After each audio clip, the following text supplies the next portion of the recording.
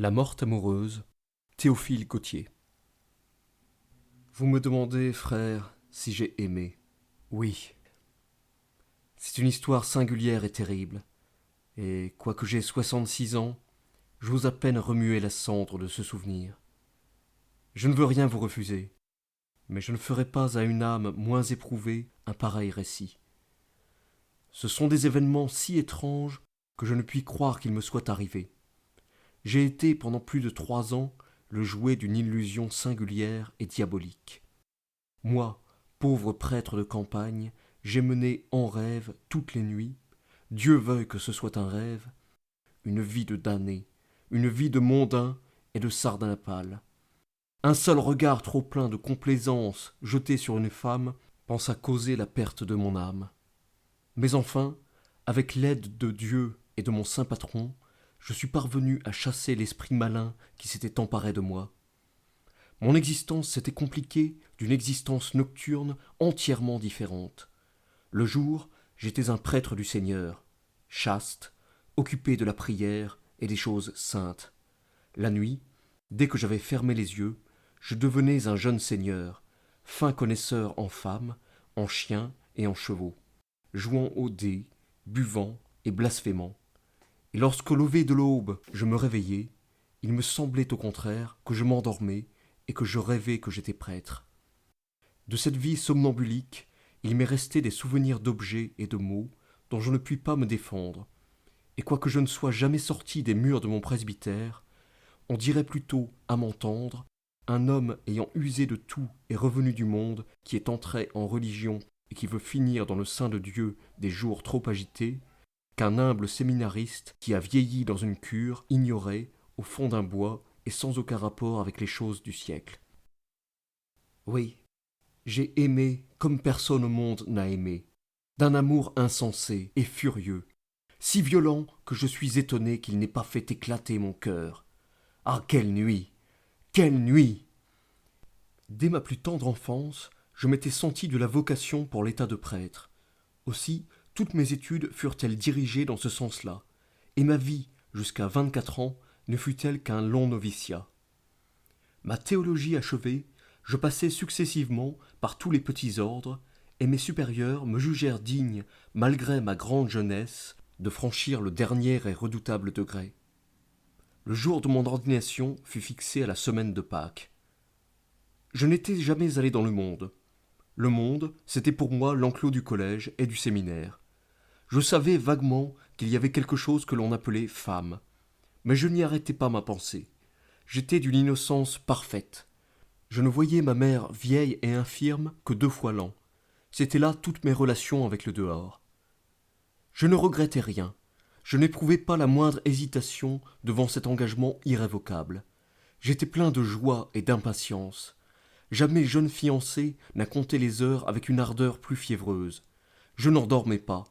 Je rêvais que je disais la messe. Être prêtre, je ne voyais rien de plus beau au monde. J'aurais refusé d'être roi ou poète. Mon ambition ne concevait pas au-delà. Ce que je dis là est pour vous montrer combien ce qui m'est arrivé ne devait pas m'arriver, et de quelle fascination inexplicable j'ai été la victime.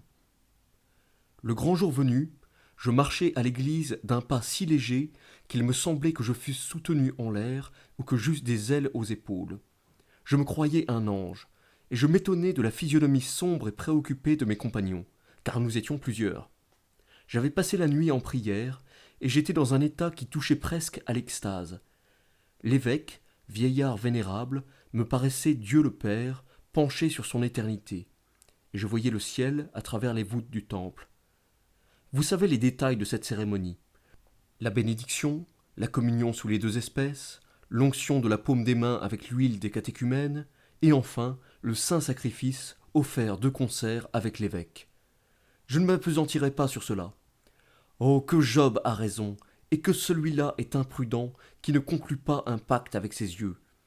Je levai par hasard ma tête, que j'avais jusque-là tenue inclinée, et j'aperçus devant moi, si près que j'aurais pu la toucher, quoique en réalité elle fût à une assez grande distance, et de l'autre côté de la balustrade, une jeune femme d'une beauté rare et vêtue avec une magnificence royale.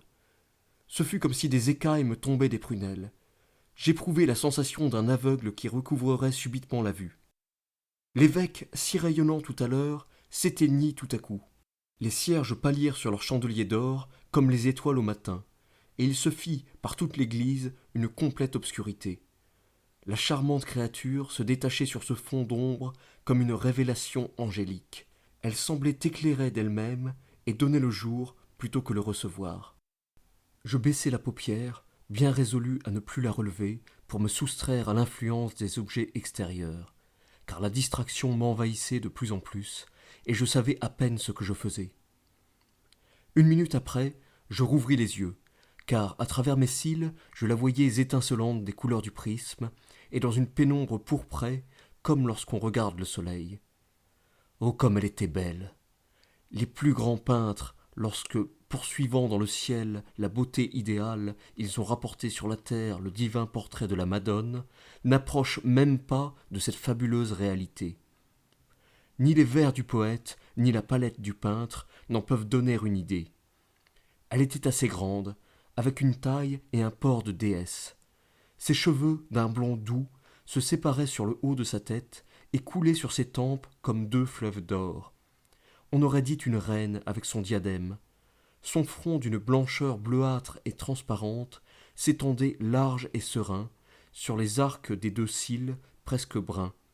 Singularité qui ajoutait encore à l'effet de prunelles vert de mer d'une vivacité et d'un éclat insoutenables. Quels yeux! Avec un éclair, ils décidaient de la destinée d'un homme. Ils avaient une vie, une limpidité, une ardeur, une humidité brillante que je n'ai jamais vue à un œil humain. Il s'en échappait des rayons pareils à des flèches et que je voyais distinctement aboutir à mon cœur. Je ne sais si la flamme qui les illuminait venait du ciel ou de l'enfer, mais à coup sûr elle venait de l'un ou de l'autre. Cette femme était un ange ou un démon, ou peut-être tous les deux. Elle ne sortait certainement pas du flanc d'Ève, la mère commune. Des dents du plus bel Orient scintillaient dans son rouge sourire, et de petites fossettes se creusaient à chaque inflexion de sa bouche dans le satin rose de ses adorables joues. Pour son nez, il était d'une finesse et d'une fierté toute royale, et décelait la plus noble origine. Des luisants d'agate jouaient sur la peau unie et lustrée de ses épaules, à demi découvertes, et des rangs de grosses perles blondes, d'un ton presque semblable à son cou, lui descendaient sur la poitrine. De temps en temps, elle redressait sa tête avec un mouvement onduleux de couleuvre ou de paon qui se rengorge, et imprimait un léger frisson à la haute fraise brodée à jour qui l'entourait comme un treillis d'argent. Elle portait une robe de velours nacara, et de ses larges manches, doublées d'hermine, sortaient des mains patriciennes d'une délicatesse infinie, aux doigts longs et potelés, et d'une si idéale transparence qu'ils laissaient passer le jour comme ceux de l'aurore. Tous ces détails me sont encore aussi présents que s'ils dataient d'hier, et quoique je fusse dans un trouble extrême, rien ne m'échappait. La plus légère nuance, le petit point noir au coin du menton, l'imperceptible duvet aux commissures des lèvres, le velouté du front, l'ombre tremblante des cils sur les joues, je saisissais tout avec une lucidité étonnante. À mesure que je la regardais, je sentais s'ouvrir dans moi des portes qui jusqu'alors avaient été fermées. Des soupiraux obstrués se débouchaient dans tous les sens et laissaient entrevoir des perspectives inconnues. La vie m'apparaissait sous un aspect tout autre. Je venais de naître à un nouvel ordre d'idées. Une angoisse effroyable me tenaillait le cœur. Chaque minute qui s'écoulait me semblait une seconde et un siècle. La cérémonie avançait cependant, et j'étais emporté bien loin du monde dont mes désirs naissants assiégeaient furieusement l'entrée.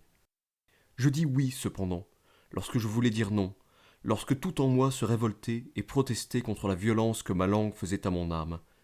Une force occulte m'arrachait malgré moi les mots du gosier.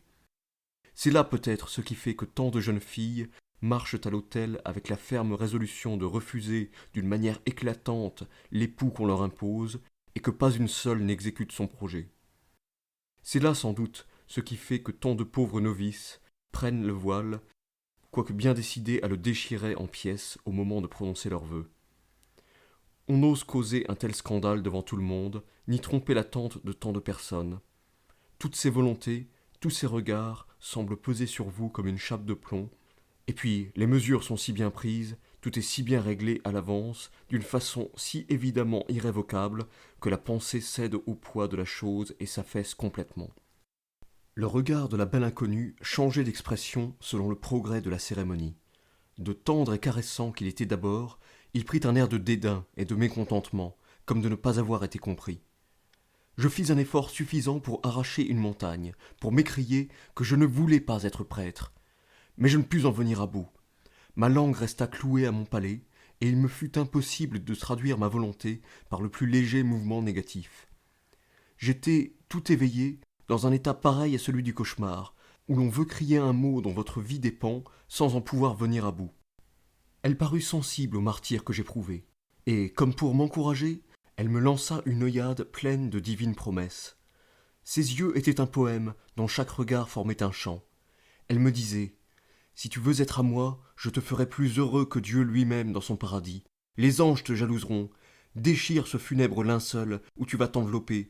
Je suis la beauté, je suis la jeunesse, je suis la vie. Viens à moi, nous serons l'amour. Que pourrait offrir Jéhovah pour compensation ? Notre existence coulera comme un rêve et ne sera qu'un baiser éternel. Répands le vin de ce calice, et tu es libre. Je t'emmènerai vers les îles inconnues. Tu dormiras sur mon sein, dans un lit d'or massif et sous un pavillon d'argent, car je t'aime, et je veux te prendre à ton Dieu, devant qui tant de nobles cœurs répandent des flots d'amour qui n'arrivent pas jusqu'à lui. » Il me semblait entendre ces paroles sur un rythme d'une douceur infinie, car son regard avait presque de la sonorité, et les phrases que ses yeux m'envoyaient retentissaient au fond de mon cœur comme si une bouche invisible les eût soufflées dans mon âme. Je me sentais prêt à renoncer à Dieu, et cependant mon cœur accomplissait machinalement les formalités de la cérémonie. La belle me jeta un second coup d'œil, si suppliant, si désespéré, que des larmes acérées me traversèrent le cœur, que je me sentis plus de glaive dans la poitrine que l'amère de douleur. C'en était fait. J'étais prêtre. Jamais physionomie humaine ne peignit une angoisse aussi poignante. La jeune fille qui voit tomber son fiancé mort subitement à côté d'elle, la mère auprès du berceau vide de son enfant, Ève assise sur le seuil de la porte du paradis, l'avare qui trouve une pierre à la place de son trésor, le poète qui a laissé rouler dans le feu le manuscrit unique de son plus bel ouvrage, n'ont point un air plus atterré et plus inconsolable. Le sang abandonna complètement sa charmante figure, et elle devint d'une blancheur de marbre. Ses beaux bras tombèrent le long de son corps, comme si les muscles en avaient été dénoués, et elle s'appuya contre un pilier, car ses jambes fléchissaient et se dérobaient sous elle. Pour moi, livide, le front inondé d'une sueur plus sanglante que celle du calvaire, je me dirigeai en chancelant vers la porte de l'église. J'étouffais. Les voûtes s'aplatissaient sur mes épaules, et il me semblait que ma tête soutenait seule tout le poids de la coupole. Comme j'allais franchir le seuil, une main s'empara brusquement de la mienne. Une main de femme. Je n'en avais jamais touché. Elle était froide comme la peau d'un serpent, et l'empreinte me resta brûlante comme la marque d'un fer rouge. C'était elle. « Malheureux, malheureux, qu'as-tu fait ?» me dit-elle à voix basse. Puis elle disparut dans la foule. Le vieil évêque passa. Il me regarda d'un air sévère. Je faisais la plus étrange contenance du monde. Je pâlissais, je rougissais, j'avais des éblouissements. Un de mes camarades eut pitié de moi. Il me prit et m'emmena. J'aurais été incapable de retrouver tout seul le chemin du séminaire. Au détour d'une rue, pendant que le jeune prêtre tournait la tête d'un autre côté, un page nègre bizarrement vêtu s'approcha de moi et me remit, sans s'arrêter dans sa course, un petit portefeuille à coins d'or ciselés, en me faisant signe de le cacher. Je le fis glisser dans ma manche et l'y tins jusqu'à ce que je fusse seul dans ma cellule. Je fis sauter le fermoir. Il n'y avait que 2 feuilles avec ces mots. Clarimonde, au palais Concini. J'étais alors si peu au courant des choses de la vie que je ne connaissais pas Clarimonde, malgré sa célébrité, et que j'ignorais complètement où était situé le palais Concini. Je fis 1000 conjectures plus extravagantes les unes que les autres, mais à la vérité, pourvu que je pusse la revoir, j'étais fort peu inquiet de ce qu'elle pouvait être, grande dame ou courtisane. Cet amour né tout à l'heure s'était indestructiblement enraciné. Je ne songeais même pas à essayer de l'arracher, tant je sentais que c'était là chose impossible. Cette femme s'était complètement emparée de moi. Un seul regard avait suffi pour me changer. Elle m'avait soufflé sa volonté. Je ne vivais plus dans moi, mais dans elle, et par elle.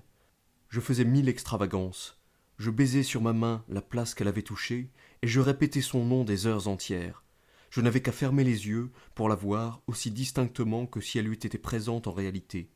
Et je me redisais ces mots qu'elle m'avait dits sous le portail de l'église. « Malheureux, malheureux, qu'as-tu fait ?»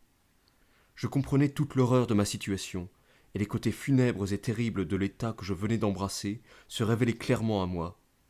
Être prêtre, c'est-à-dire chaste, ne pas aimer, ne distinguer ni le sexe ni l'âge, se détourner de toute beauté, se crever les yeux, ramper sous l'ombre glaciale d'un cloître ou d'une église, ne voir que des mourants, veiller auprès de cadavres inconnus et porter soi-même son deuil sur sa soutane noire, de sorte que l'on peut faire de votre habit un drap pour votre cercueil.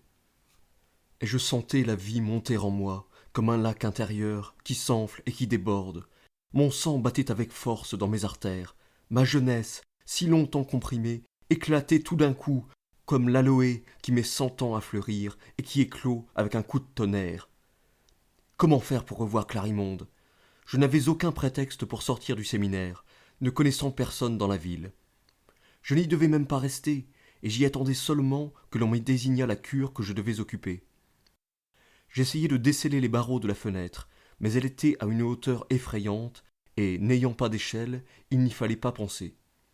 Et d'ailleurs, je ne pouvais descendre que de nuit, et comment me serais-je conduit dans l'inextricable dédale des rues ? Toutes ces difficultés qui n'eussent rien été pour d'autres étaient immenses pour moi, pauvre séminariste, amoureux d'hier, sans expérience, sans argent et sans habits.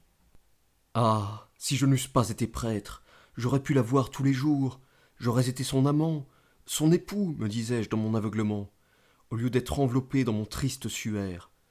J'aurais des habits de soie et de velours, des chaînes d'or, une épée et des plumes comme les beaux jeunes cavaliers. Mes cheveux, au lieu d'être déshonorés par une large tonsure, se joueraient autour de mon cou en boucles ondoyantes. J'aurais une belle moustache cirée, je serais un vaillant. Mais une heure passée devant un autel, quelques paroles à peine articulées me retranchaient à tout jamais du nombre des vivants. Et j'avais scellé moi-même la pierre de mon tombeau. J'avais poussé de ma main le verrou de ma prison. Je me mis à la fenêtre. Le ciel était admirablement bleu. Les arbres avaient mis leurs robes de printemps. La nature faisait parade d'une joie ironique. La place était pleine de monde, les uns allaient, les autres venaient.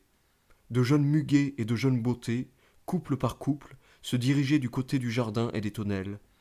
Des compagnons passaient en chantant des refrains à boire. C'était un mouvement, une vie, un entrain, une gaieté qui faisait péniblement ressortir mon deuil et ma solitude. Une jeune mère sur le pas de la porte jouait avec son enfant.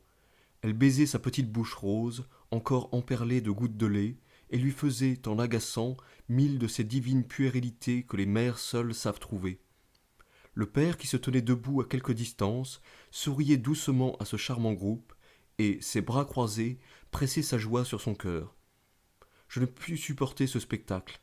Je fermai la fenêtre, et je me jetai sur mon lit avec une haine et une jalousie effroyables dans le cœur, mordant mes doigts et ma couverture comme un tigre à jeun depuis 3 jours.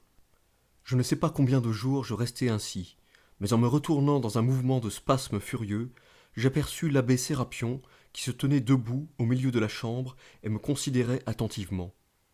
J'eus honte de moi-même, et laissant tomber ma tête sur ma poitrine, je voilai mes yeux avec mes mains. « Romuald, mon ami, il se passe quelque chose d'extraordinaire en vous, me dit Sérapion, au bout de quelques minutes de silence. Votre conduite est vraiment inexplicable. Vous, si pieux, si calme et si doux, vous vous agitez dans votre cellule comme une bête fauve. Prenez garde, mon frère, et n'écoutez pas les suggestions du diable. L'esprit malin, irrité de ce que vous vous êtes à tout jamais consacré au Seigneur, rôde autour de vous comme un loup ravissant, et fait un dernier effort pour vous attirer à lui.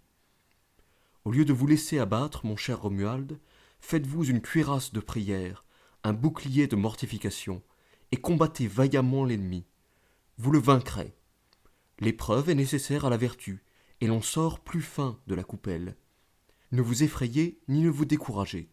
Les âmes les mieux gardées et les plus affermies ont eu de ces moments. Priez, jeûnez, méditez, et le mauvais esprit se retirera.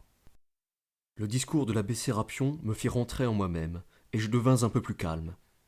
Je venais vous annoncer votre nomination à la cure de C. Le prêtre qui la possédait vient de mourir, et monseigneur l'évêque m'a chargé d'aller vous y installer.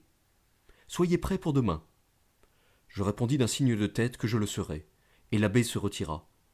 J'ouvris mon missel, et je commençai à lire des prières, mais ces lignes se confondirent bientôt sous mes yeux. Le fil des idées s'enchevêtra dans mon cerveau, et le volume me glissa des mains sans que j'y prisse garde. Partir demain sans l'avoir revue. Ajouter encore une impossibilité à toutes celles qui étaient déjà entre nous. Perdre à tout jamais l'espérance de la rencontrer, à moins d'un miracle. Lui écrire? Par qui ferais-je parvenir ma lettre? Avec le sacré caractère dont j'étais revêtu, à qui s'ouvrir, se fier? J'éprouvais une anxiété terrible.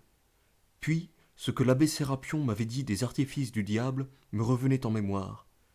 L'étrangeté de l'aventure, la beauté surnaturelle de Clarimonde, l'éclat phosphorique de ses yeux, l'impression brûlante de sa main, le trouble où elle m'avait jeté, le changement subit qui s'était opéré en moi, ma piété évanouie en un instant, tout cela prouvait clairement la présence du diable.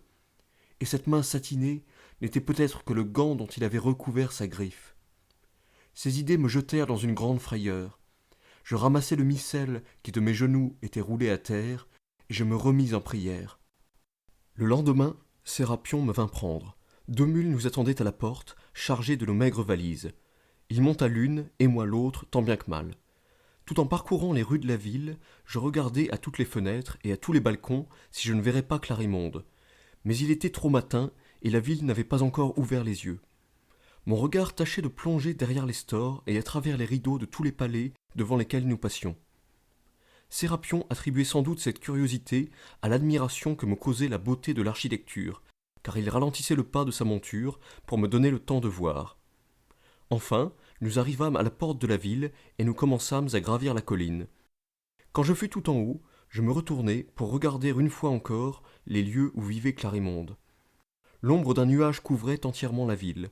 Ses toits bleus et rouges étaient confondus dans une demi-teinte générale où surnageaient çà et là, comme des blancs flocons d'écume, les fumées du matin. Par un singulier effet d'optique, se dessinait, blond et doré sous un rayon unique de lumière, un édifice qui surpassait en hauteur les constructions voisines, complètement noyé dans la vapeur. Quoiqu'il fût à plus d'une lieue, il paraissait tout proche. On en distinguait les moindres détails, les tourelles, les plateformes, les croisées, et jusqu'aux girouettes en queue d'aronde. « Quel est donc ce palais que je vois tout là-bas, éclairé d'un rayon de soleil ?» demandai-je à Sérapion. Il mit sa main au-dessus de ses yeux, et, ayant regardé, il me répondit. « C'est l'ancien palais que le prince Concini a donné à la courtisane Clarimonde. Il s'y passe d'épouvantables choses. » En ce moment, je ne sais encore si c'est une réalité ou une illusion, je crus voir y glisser sur la terrasse une forme svelte et blanche qui étincela une seconde et s'éteignit. C'était Clarimonde. Oh, savait-elle qu'à cette heure, du haut de cet âpre chemin qui m'éloignait d'elle et que je ne devais plus redescendre, ardent et inquiet, je couvais de l'œil le palais qu'elle habitait, et qu'un jeu dérisoire de lumière semblait rapprocher de moi, comme pour m'inviter à y entrer en maître? Sans doute elle le savait, car son âme était trop sympathiquement liée à la mienne pour n'en point ressentir les moindres ébranlements, et c'était ce sentiment qui l'avait poussé, encore enveloppé de ses voiles de nuit, à monter sur le haut de la terrasse dans la glaciale rosée du matin. L'ombre gagna le palais, et ce ne fut plus qu'un océan immobile de toits et de combles où l'on ne distinguait rien qu'une ondulation montueuse.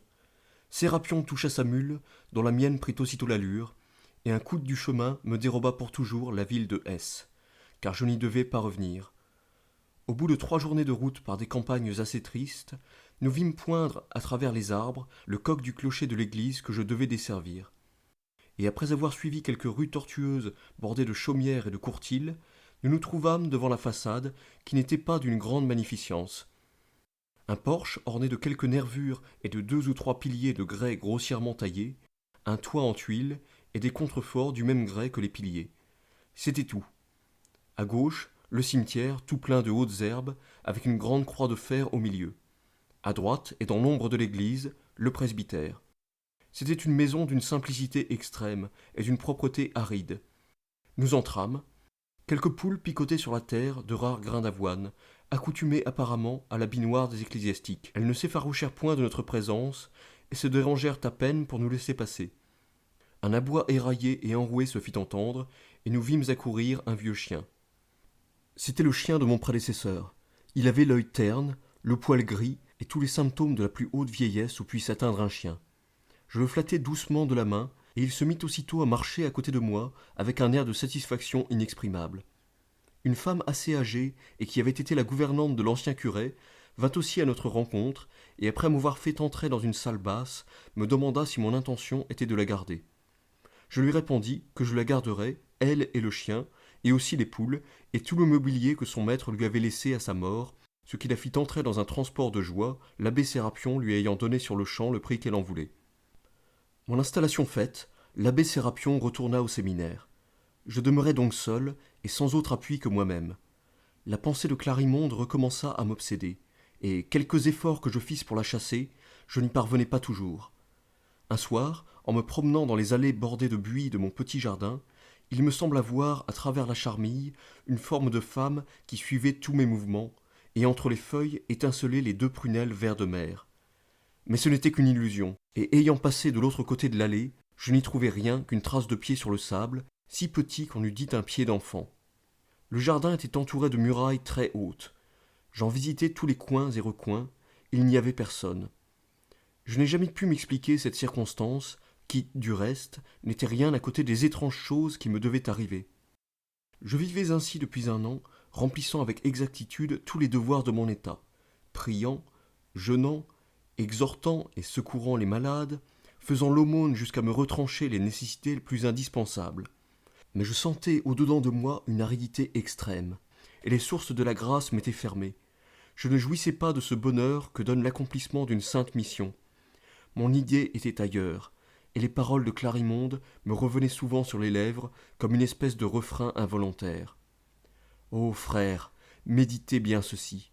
Pour avoir levé une seule fois le regard sur une femme, pour une faute en apparence si légère, j'ai éprouvé pendant plusieurs années les plus misérables agitations. Ma vie a été troublée à tout jamais. Je ne vous retiendrai pas plus longtemps sur ces défaites et sur ces victoires intérieures, toujours suivies de rechutes plus profondes, et je passerai sur le champ à une circonstance décisive. Une nuit, l'on sonna violemment à ma porte. La vieille gouvernante alla ouvrir, et un homme au teint cuivré et richement vêtu, mais selon une mode étrangère, avec un long poignard, se dessina sous les rayons de la lanterne de Barbara. Son premier mouvement fut la frayeur, mais l'homme la rassura, et lui dit qu'il avait besoin de me voir sur le champ pour quelque chose qui concernait mon ministère. Barbara le fit monter. J'allais me mettre au lit. L'homme me dit que sa maîtresse, une très grande dame, était à l'article de la mort et désirait un prêtre. Je répondis que j'étais prête à le suivre. Je pris avec moi ce qu'il fallait pour l'extrême-onction, et je descendis en toute hâte. À la porte piaffaient d'impatience 2 chevaux noirs comme la nuit, et soufflant sur leur poitrail 2 longs flots de fumée. Il me tint l'étrier et m'aida à monter sur l'un, puis il sauta sur l'autre en appuyant seulement une main sur le pommeau de la selle. Il serra le genou et lâcha les guides à son cheval, qui partit comme la flèche. Le mien, dont il tenait la bride, prit aussi le galop et se maintint dans une égalité parfaite. Nous dévorions le chemin. La terre filait sous nous, grise et rayée, et les silhouettes noires des arbres s'enfuyaient comme une armée en déroute. Nous traversâmes une forêt d'un sombre si opaque et si glacial que je me sentis courir sur la peau un frisson de superstitieuse terreur. Les aigrettes d'étincelles que les fers de nos chevaux arrachaient aux cailloux laissaient sur notre passage comme une traînée de feu, et si quelqu'un, à cette heure de nuit, nous eût vus, mon conducteur et moi, il nous eût pris pour 2 spectres à cheval sur le cauchemar. Des feux follets traversaient de temps en temps le chemin, et les choucas piaulaient piteusement dans l'épaisseur du bois où brillaient de loin en loin les yeux phosphoriques de quelques chats sauvages. La crinière des chevaux s'échevelait de plus en plus, la sueur ruisselait sur leurs flancs, et leur haleine sortait bruyante et pressée de leurs narines. Mais quand ils les voyaient faiblir, l'écuyer, pour les ranimer, poussait un cri guttural qui n'avait rien d'humain, et la course recommençait avec furie. Enfin, le tourbillon s'arrêta. Une masse noire piquée de quelques points brillants se dressa subitement devant nous. Les pas de nos montures sonnèrent plus bruyants sur un plancher ferré, et nous entrâmes sous une voûte qui ouvrait sa gueule sombre entre deux énormes tours. Une grande agitation régnait dans le château. Des domestiques avec des torches à la main traversaient les cours en tous sens, et des lumières montaient et descendaient de palier en palier. J'entrevis confusément d'immenses architectures, des colonnes, des arcades, des perrons et des rampes, un luxe de construction tout à fait royal et féerique. Un page nègre, le même qui m'avait donné les tablettes de Clarimonde et que je reconnus à l'instant, me vint aider à descendre, et un majordome vêtu de velours noir avec une chaîne d'or au col et une canne d'ivoire à la main s'avança au-devant de moi. De grosses larmes débordaient de ses yeux et coulaient le long de ses joues sur sa barbe blanche. « Trop tard, fit-il en hochant la tête, trop tard, seigneur prêtre, mais si vous n'avez pu sauver l'âme, venez veiller le pauvre corps. » Il me prit par le bras et me conduisit à la salle funèbre. Je pleurais aussi fort que lui, car j'avais compris que la morte n'était autre que cette Clarimonde tant et si follement aimée. Un prie-dieu était disposé à côté du lit, une flamme bleuâtre voltigeant sur une patère de bronze, jetée par toute la chambre un jour faible et douteux, et çà et là faisait papilloter dans l'ombre quelque arête saillante de meubles ou de corniches. Sur la table, dans une urne ciselée, trempait une rose blanche, fanée, dont les feuilles, à l'exception d'une seule qui tenait encore, étaient toutes tombées au pied du vase, comme des larmes odorantes. Un masque noir brisé, un éventail, des déguisements de toute espèce, traînaient sur les fauteuils et faisaient voir que la mort était arrivée dans cette somptueuse demeure à l'improviste et sans se faire annoncer. Je m'agenouillai sans oser jeter les yeux sur le lit, et je me mis à réciter les psaumes avec une grande ferveur, remerciant Dieu qui eût mis la tombe entre l'idée de cette femme et moi, pour que je puisse ajouter à mes prières son nom désormais sanctifié. Mais peu à peu, cet élan se ralentit, et je tombai en rêverie. Cette chambre n'avait rien d'une chambre de mort. Au lieu de l'air fétide et cadavéreux que j'étais accoutumé à respirer en ces veilles funèbres, une langoureuse fumée d'essences orientales, je ne sais quelle amoureuse odeur de femme, nageait doucement dans l'air attiédi. Cette pâle lueur avait plutôt l'air d'un demi-jour ménagé pour la volupté que de la veilleuse aux reflets jaunes qui tremblote près des cadavres. Je songeais au singulier hasard qui m'avait fait retrouver Clarimonde au moment où je la perdais pour toujours, et un soupir de regret s'échappa de ma poitrine. Il me sembla qu'on avait soupiré aussi derrière moi, et je me retournai involontairement. C'était l'écho. Dans ce mouvement, mes yeux tombèrent sur le lit de parade qu'ils avaient jusqu'alors évité. Les rideaux de damas rouge à grandes fleurs, relevés par des torsades d'or, laissaient voir la morte, couchée tout de son long, et les mains jointes sur la poitrine. Elle était couverte d'un voile de lin d'une blancheur éblouissante, que le pourpre sombre de la tenture faisait encore mieux ressortir, d'une telle finesse qu'il ne dérobait en rien la forme charmante de son corps, et permettait de suivre ces belles lignes onduleuses comme le cou d'un cygne, que la mort même n'avait pu roidir. On eût dit une statue d'albâtre faite par quelque sculpteur habile pour mettre sur un tombeau de reine, ou encore une jeune fille endormie sur qui il aurait neigé.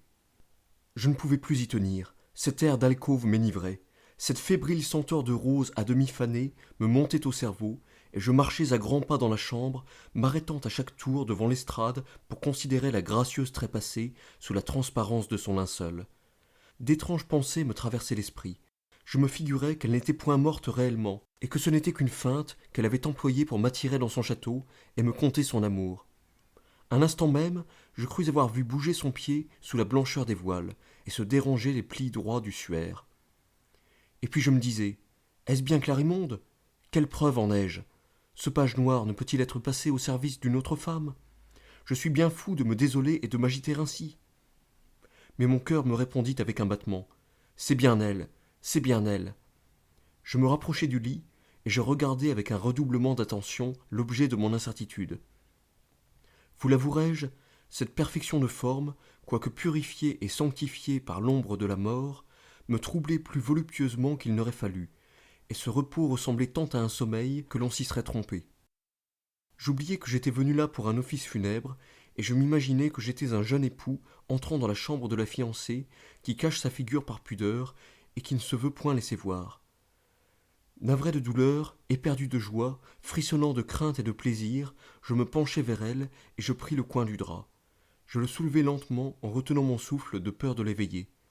Mes artères palpitaient avec une telle force que je les sentais siffler dans mes tempes, et mon front ruisselait de sueur comme si j'eusse remué une dalle de marbre. C'était en effet la Clarimonde telle que je l'avais vue à l'église lors de mon ordination. Elle était aussi charmante, et la mort chez elle semblait une coquetterie de plus. La pâleur de ses joues, le rose moins vif de ses lèvres, ses longs cils baissés et découpant leurs franges brunes sur cette blancheur, lui donnaient une expression de chasteté mélancolique et de souffrance pensive d'une puissance de séduction inexprimable. Ses longs cheveux dénoués où se trouvaient encore mêlées quelques petites fleurs bleues faisaient un oreiller à sa tête et protégeaient de leurs boucles la nudité de ses épaules. Ses belles mains, plus pures, plus diaphanes que des hosties, étaient croisées dans une attitude de pieux repos et de tacite prière qui corrigeait ce qu'aurait pu avoir de trop séduisant, même dans la mort, l'exquise rondeur et le poli d'ivoire de ses bras nus dont on n'avait pas ôté les bracelets de perles. Je restai longtemps absorbé dans une muette contemplation, et plus je la regardais, moins je pouvais croire que la vie avait pour toujours abandonné ce beau corps. Je ne sais si cela était une illusion ou un reflet de la lampe, mais on eût dit que le sang recommençait à circuler sous cette mate pâleur. Cependant, elle était toujours de la plus parfaite immobilité. Je touchai légèrement son bras, il était froid, mais pas plus froid pourtant que sa main le jour qu'elle avait effleuré la mienne sous le portail de l'église. Je repris ma position, penchant ma figure sur la sienne et laissant pleuvoir sur ses joues la tiède rosée de mes larmes. Ah, quel sentiment amer de désespoir et d'impuissance! Quelle agonie que cette veille! J'aurais voulu pouvoir ramasser ma vie en un monceau pour la lui donner et souffler sur sa dépouille glacée la flamme qui me dévorait. La nuit s'avançait, et sentant approcher le moment de la séparation éternelle, je ne pus me refuser cette triste et suprême douceur de déposer un baiser sur les lèvres mortes de celle qui avait eu tout mon amour. Ô prodige! Un léger souffle se mêla à mon souffle, et la bouche de Clarimonde répondit à la pression de la mienne. Ses yeux s'entr'ouvrirent et reprirent un peu d'éclat. Elle fit un soupir, et décroisant ses bras, elle les passa derrière mon cou avec un air de ravissement ineffable. « Ah, c'est toi, Romuald, dit-elle d'une voix languissante et douce, comme les dernières vibrations d'une harpe. Que fais-tu donc? Je t'ai attendu si longtemps que je suis morte. Mais maintenant, nous sommes fiancés. Je pourrai te voir et aller chez toi. Adieu, Romuald, adieu. Je t'aime. C'est tout ce que je voulais te dire, et je te rends la vie que tu as rappelée sur moi une minute avec ton baiser. À bientôt. » Sa tête retomba en arrière, mais elle m'entourait toujours de ses bras, comme pour me retenir. Un tourbillon de vent furieux défonça la fenêtre et entra dans la chambre. La dernière feuille de la rose blanche palpita quelque temps comme une aile au bout de la tige, puis elle se détacha et s'envola par la croisée ouverte, emportant avec elle l'âme de Clarimonde. La lampe s'éteignit, et je tombai évanoui sur le sein de la belle morte.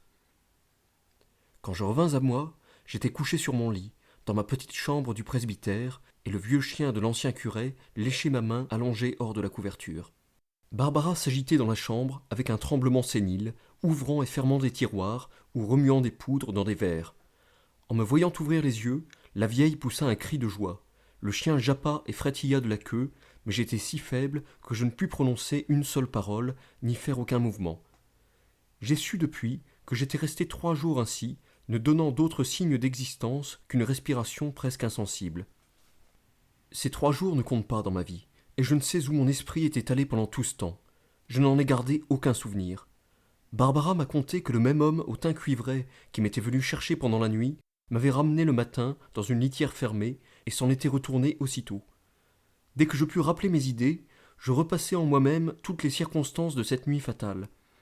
D'abord, je pensais que j'avais été le jouet d'une illusion magique, mais les circonstances réelles et palpables détruisirent bientôt cette supposition. Je ne pouvais croire que j'avais rêvé, puisque Barbara avait vu, comme moi, l'homme aux 2 chevaux noirs, et qu'elle en décrivait l'ajustement et la tournure avec exactitude. Cependant, personne ne connaissait dans les environs un château auquel s'appliqua la description du château où j'avais retrouvé Clarimonde. Un matin, je vis entrer l'abbé Sérapion. Barbara lui avait mandé que j'étais malade, et il était accouru en toute hâte. Quoique cet empressement démontrât de l'affection et de l'intérêt pour ma personne, sa visite ne me fit pas le plaisir qu'elle m'aurait dû faire. L'abbé Sérapion avait dans le regard quelque chose de pénétrant et d'inquisiteur qui me gênait. Je me sentais embarrassé et coupable devant lui. Le premier, il avait découvert mon trouble intérieur, et je lui en voulais de sa clairvoyance. Tout en me demandant des nouvelles de ma santé d'un ton hypocritement mielleux, il fixait sur moi ses 2 jaunes prunelles de lion, et plongeait comme une sonde ses regards dans mon âme. Puis il me fit quelques questions sur la manière dont je dirigeais ma cure, si je m'y plaisais, à quoi je passais le temps que mon ministère me laissait libre, si j'avais fait quelques connaissances parmi les habitants du lieu, quelles étaient mes lectures favorites, et 1000 autres détails semblables. Je répondais à tout cela le plus brièvement possible, et lui-même, sans attendre que j'eusse achevé, passait à autre chose. Cette conversation n'avait évidemment aucun rapport avec ce qu'il voulait dire.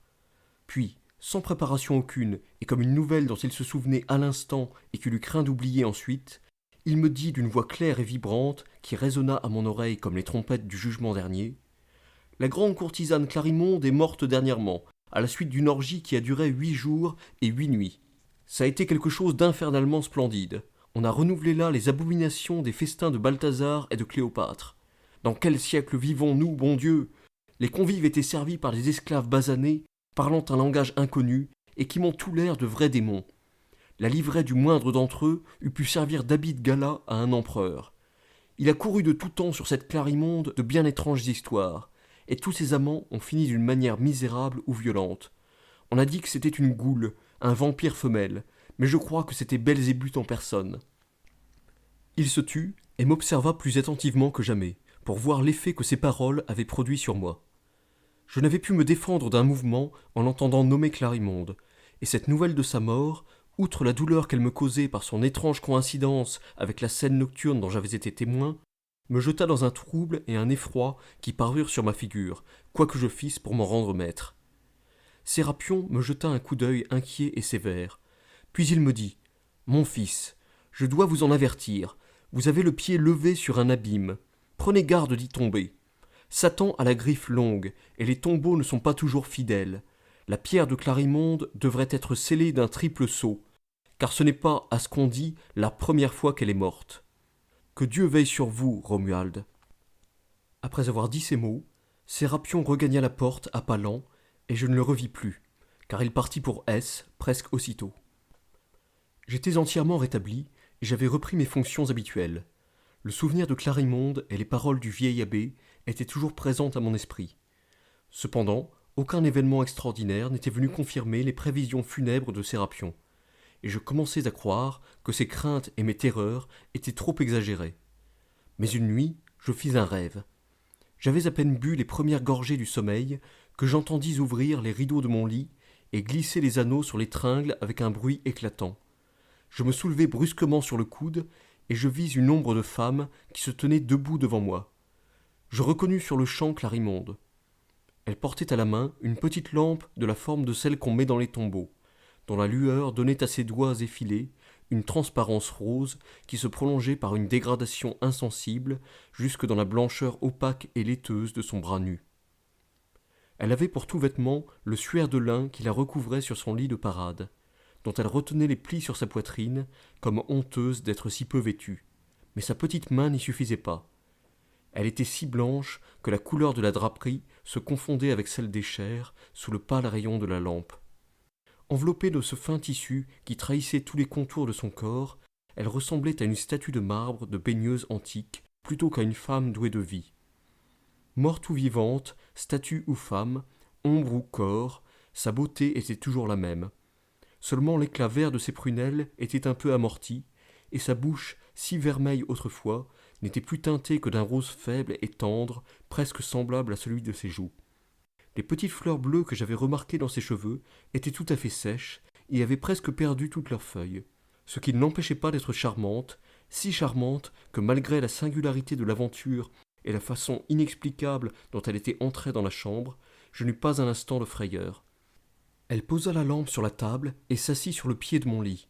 Puis elle me dit, en se penchant vers moi avec cette voix argentine et veloutée à la fois que je n'ai connue qu'à elle, « Je me suis bien fait attendre, mon cher Romuald, et tu as dû croire que je t'avais oublié. Mais je viens de bien loin, et d'un endroit d'où personne n'est encore revenu. Il n'y a ni lune ni soleil au pays d'où j'arrive. Ce n'est que de l'espace et de l'ombre. Ni chemin ni sentier, point de terre pour le pied, point d'air pour l'aile. Et pourtant me voici, car l'amour est plus fort que la mort, et il finira par la vaincre. Ah, Que de faces mornes et de choses terribles j'ai vues dans mon voyage. Que de peine mon âme, rentrée dans ce monde par la puissance de la volonté, a eu pour retrouver son corps et s'y réinstaller. Que d'efforts il m'a fallu faire avant de lever la dalle dont on m'avait couverte. Tiens, le dedans de mes pauvres mains en est tout meurtri.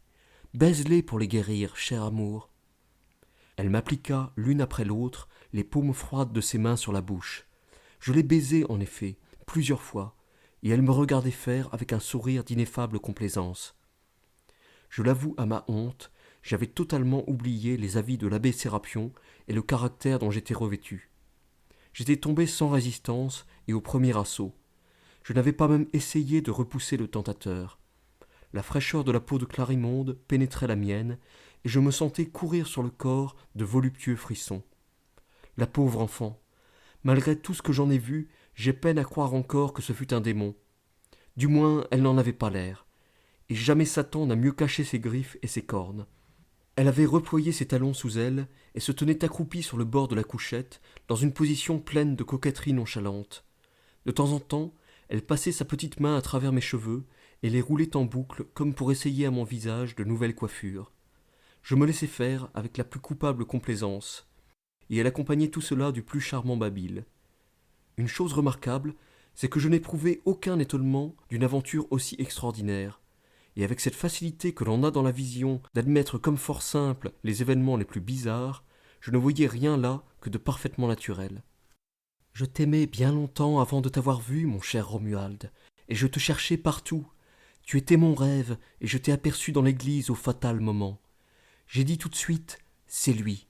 Je te jetai un regard où je mis tout l'amour que j'avais eu, que j'avais et que je devais avoir pour toi. Un regard à damner un cardinal, à faire agenouiller un roi à mes pieds devant toute sa cour. Tu restas impassible et tu me préféras ton Dieu. Ah, que je suis jalouse de Dieu, que tu as aimé et que tu aimes encore plus que moi. Malheureuse, malheureuse que je suis, je n'aurai jamais ton cœur à moi toute seule, moi que tu as ressuscité d'un baiser. Clarimonde la morte, qui force à cause de toi les portes du tombeau et qui vient te consacrer une vie qu'elle n'a reprise que pour te rendre heureux. Toutes ces paroles étaient entrecoupées de caresses délirantes qui étourdirent mes sens et ma raison, au point que je ne craignis point, pour la consoler, de proférer un effroyable blasphème et de lui dire que je l'aimais autant que Dieu.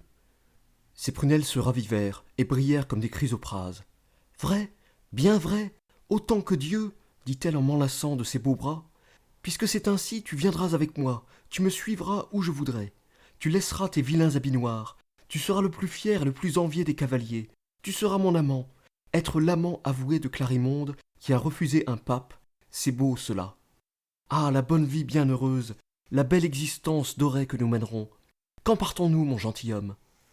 Demain, demain, m'écriai-je dans mon délire. Demain, soit, reprit-elle.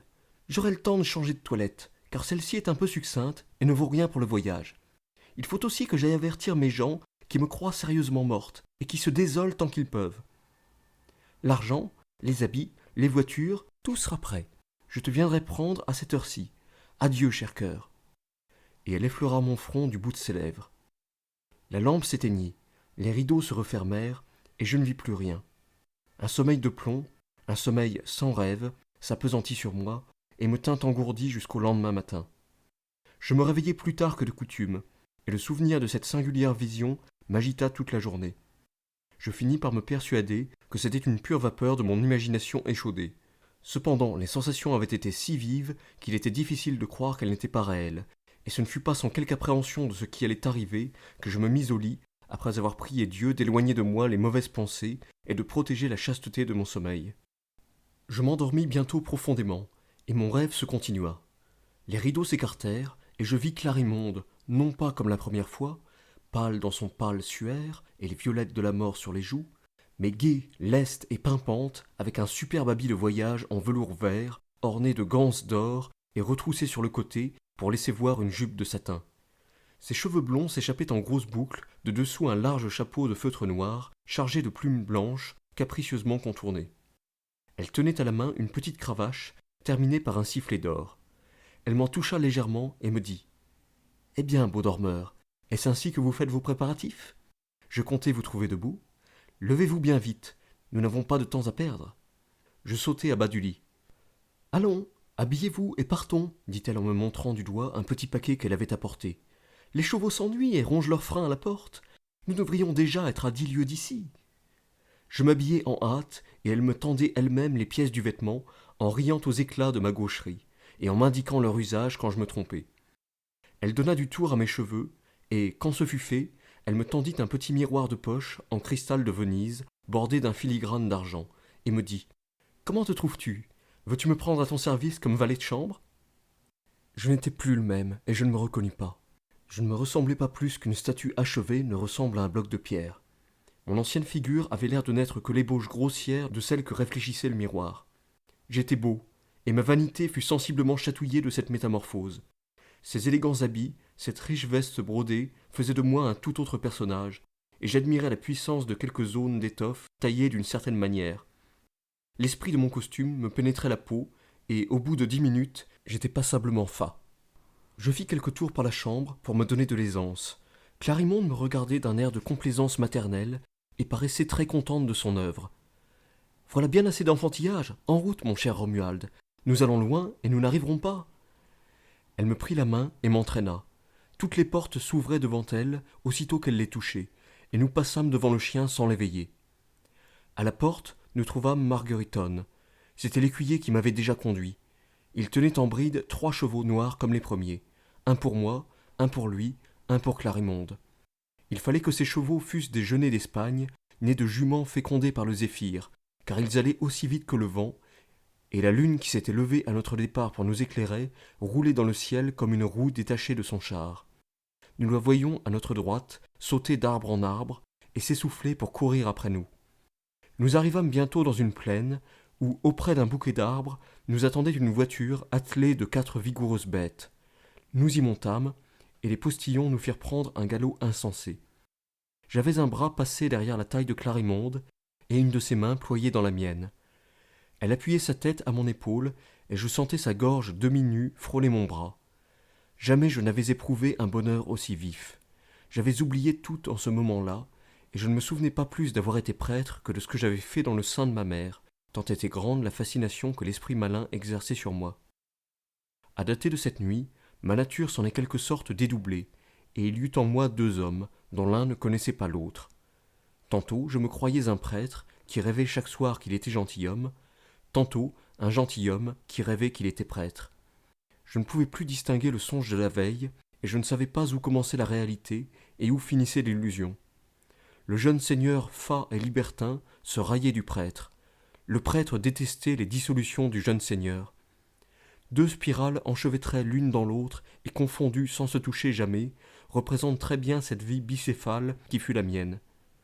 Malgré l'étrangeté de cette position, je ne crois pas avoir un seul instant touché à la folie. J'ai toujours conservé très nettes les perceptions de mes 2 existences. Seulement, il y avait un fait absurde que je ne pouvais m'expliquer. C'est que le sentiment du même moi exista dans 2 hommes si différents. C'était une anomalie dont je ne me rendais pas compte, soit que je crusse être le curé du petit village de X, ou il signor Romualdo, amant en titre de la Clarimonde. Toujours est-il que j'étais, ou du moins je croyais être, à Venise.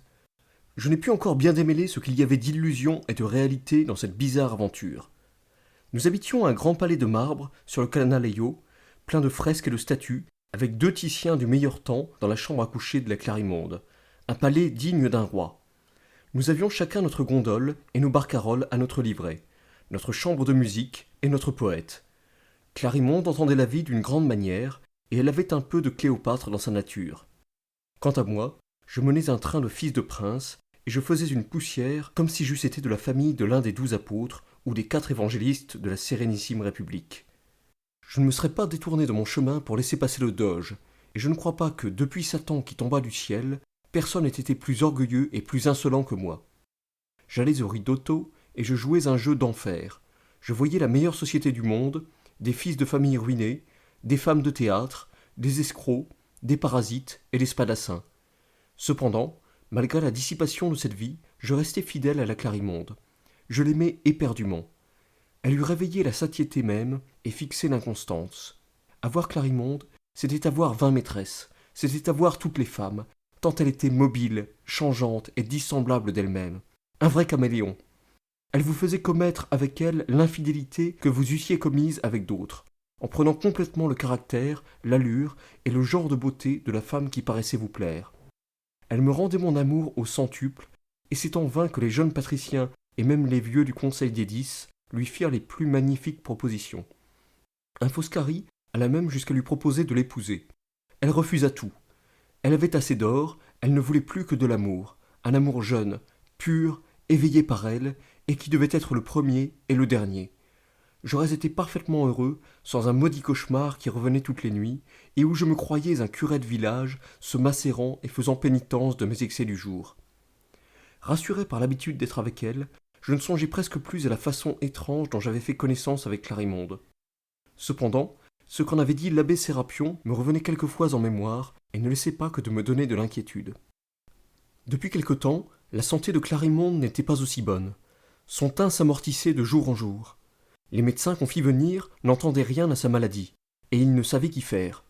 Ils prescrivirent quelques remèdes insignifiants et ne revinrent plus.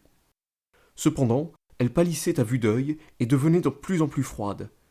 Elle était presque aussi blanche et aussi morte que la fameuse nuit dans le château inconnu. Je me désolais de la voir ainsi lentement dépérir. Elle, touchée de ma douleur, me souriait doucement et tristement, avec le sourire fatal des gens qui savent qu'ils vont mourir. Un matin, j'étais assis auprès de son lit et je déjeunais sur une petite table pour ne la pas quitter d'une minute. En coupant un fruit, je me fis par hasard au doigt une entaille assez profonde. Le sang partit aussitôt en filets pourpres, et quelques gouttes rejaillirent sur Clarimonde. Ses yeux s'éclairèrent, sa physionomie prit une expression de joie féroce et sauvage, que je ne lui avais jamais vue. Elle sauta à bas du lit avec une agilité animale, une agilité de singe ou de chat, et se précipita sur ma blessure, qu'elle se mit à sucer avec un air d'indicible volupté. Elle avalait le sang par petites gorgées, lentement et précieusement, comme un gourmet qui savoure un vin de Xérès ou de Syracuse. Elle clignait les yeux à demi, et la pupille de ses prunelles vertes était devenue oblongue au lieu de ronde. De temps à autre, elle s'interrompait pour me baiser la main, puis elle recommençait à presser de ses lèvres les lèvres de la plaie, pour en faire sortir encore quelques gouttes rouges. Quand elle vit que le sang ne venait plus, elle se releva, l'œil humide et brillant, plus rose qu'une aurore de mai, la figure pleine, la main tiède et moite, enfin plus belle que jamais et dans un état parfait de santé. « Je ne mourrai pas, je ne mourrai pas, dit-elle à moitié folle de joie et en se pendant à mon cou. Je pourrais t'aimer encore longtemps. Ma vie est dans la tienne, et tout ce qui est moi vient de toi. Quelques gouttes de ton riche et noble sang, plus précieux et plus efficace que tous les élixirs du monde, m'ont rendu l'existence. » Cette scène me préoccupa longtemps, et m'inspira d'étranges doutes à l'endroit de Clarimonde. Et le soir même, lorsque le sommeil m'eut ramené à mon presbytère, je vis l'abbé Sérapion plus grave et plus soucieux que jamais. Il me regarda attentivement et me dit « Non content de perdre votre âme, vous voulez aussi perdre votre corps. Infortuné jeune homme, dans quel piège êtes-vous tombé ?» Le ton dont il me dit ce peu de mots me frappa vivement. Mais malgré sa vivacité, cette impression fut bientôt dissipée, et mille autres soins l'effacèrent de mon esprit.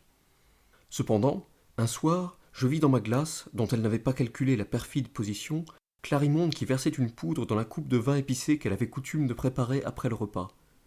Je pris la coupe, je feignis d'y porter mes lèvres, et je la posai sur quelques meubles comme pour l'achever plus tard à mon loisir. Et profitant d'un instant où la belle avait le dos tourné, j'en jetai le contenu sous la table. Après quoi, je me retirai dans ma chambre et je me couchai, bien déterminé à ne pas dormir et à voir ce que tout cela deviendrait. Je n'attendis pas longtemps. Clarimonde entra en robe de nuit, et s'étant débarrassée de ses voiles, s'allongea dans le lit auprès de moi.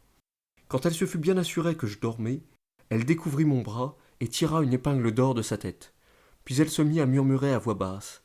« Une goutte, rien qu'une petite goutte rouge, un rubis au bout de mon aiguille. Puisque tu m'aimes encore, il ne faut pas que je meure. Ah, pauvre amour, ton beau sang d'une couleur pourpre si éclatante, je vais le boire.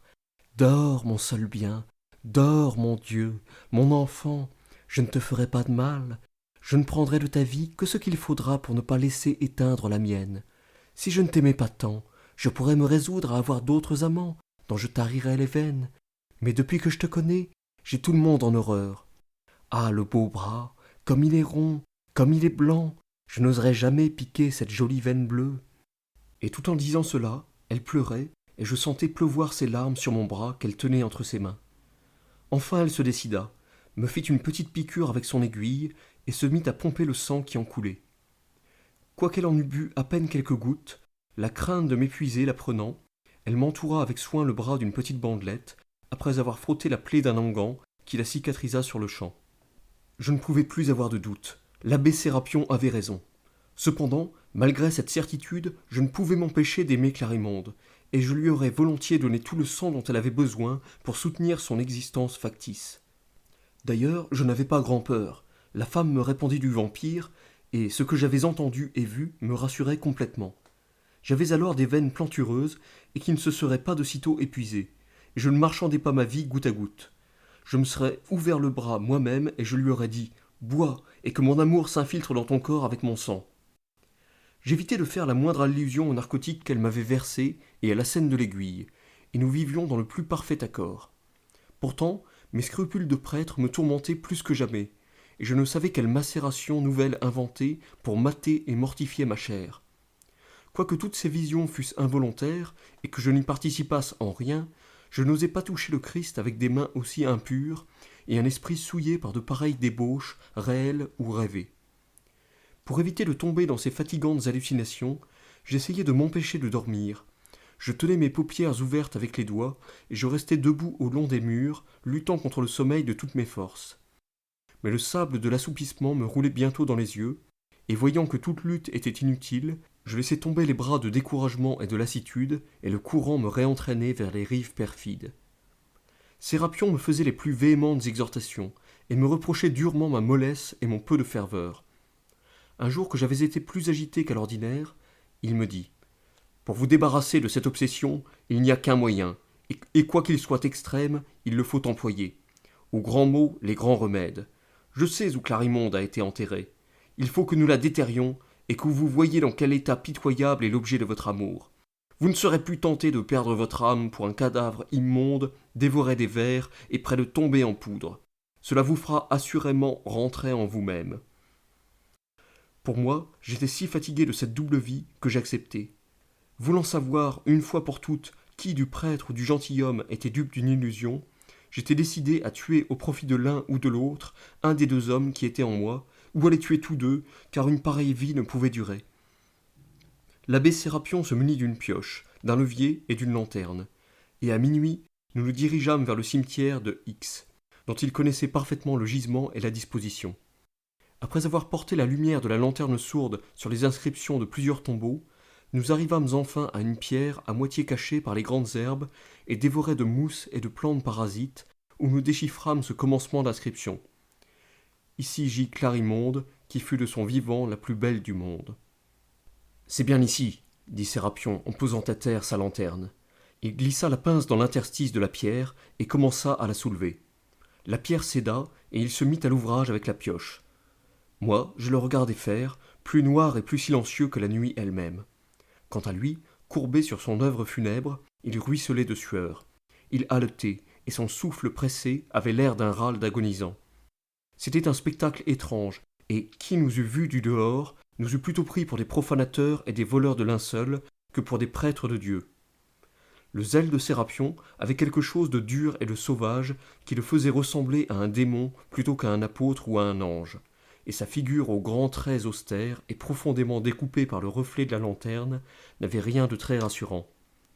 Je me sentais perler sur les membres une sueur glaciale, et mes cheveux se redressaient douloureusement sur ma tête. Je regardais au fond de moi-même l'action du sévère Sérapion comme un abominable sacrilège, et j'aurais voulu que du flanc des sombres nuages qui roulaient pesamment au-dessus de nous sortît un triangle de feu qui le réduisit en poudre. Les hiboux perchés sur les cyprès, inquiétés par l'éclat de la lanterne, en venaient fouetter lourdement la vitre avec leurs ailes poussiéreuses, en jetant des gémissements plaintifs. Les renards glapissaient dans le lointain, et mille bruits sinistres se dégageaient du silence. Enfin, la pioche de Sérapion heurta le cercueil, dont les planches retentirent avec un bruit sourd et sonore, avec ce terrible bruit que rend le néant quand on y touche.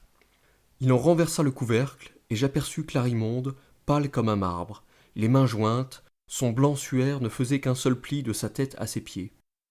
Une petite goutte rouge brillait comme une rose au coin de sa bouche décolorée. Sérapion, à cette vue, entra en fureur. « Ah, te voilà, démon, courtisane impudique, buveuse de sang et d'or !» Et il aspergea d'eau bénite le corps et le cercueil sur lequel il traça la forme d'une croix avec son goupillon. La pauvre Clarimonde n'eût pas été plus tôt touchée par la sainte rosée que son beau corps tomba en poussière. Ce ne fut plus qu'un mélange affreusement informe de cendres et d'os à demi calcinés. « Voilà votre maîtresse, seigneur Romuald, dit l'inexorable prêtre en me montrant ses tristes dépouilles. Serez-vous encore tenté d'aller vous promener au Lido et à Fusine avec votre beauté ?» Je baissai la tête. Une grande ruine venait de se faire au-dedans de moi. Je retournai à mon presbytère, et le seigneur Romuald, amant de Clarimonde, se sépara du pauvre prêtre, à qui il avait tenu pendant si longtemps une si étrange compagnie. Seulement la nuit suivante, je vis Clarimonde. Elle me dit, comme la première fois sous le portail de l'église, « Malheureux, malheureux, qu'as-tu fait ? Pourquoi as-tu écouté ce prêtre imbécile ? N'étais-tu pas heureux ? Et que t'avais-je fait pour violer ma pauvre tombe et mettre à nu les misères de mon néant ? Toute communication entre nos âmes et nos corps est rompue désormais. Adieu, tu me regretteras. » Elle se dissipa dans l'air comme une fumée, et je ne la revis plus. Hélas, elle a dit vrai. Je l'ai regrettée plus d'une fois, et je la regrette encore. La paix de mon âme a été bien chèrement achetée. L'amour de Dieu n'était pas de trop pour remplacer le sien. Voilà, frère, l'histoire de ma jeunesse. Ne regardez jamais une femme, et marchez toujours les yeux fixés en terre, car si chaste et si calme que vous soyez, il suffit d'1 minute pour vous faire perdre l'éternité.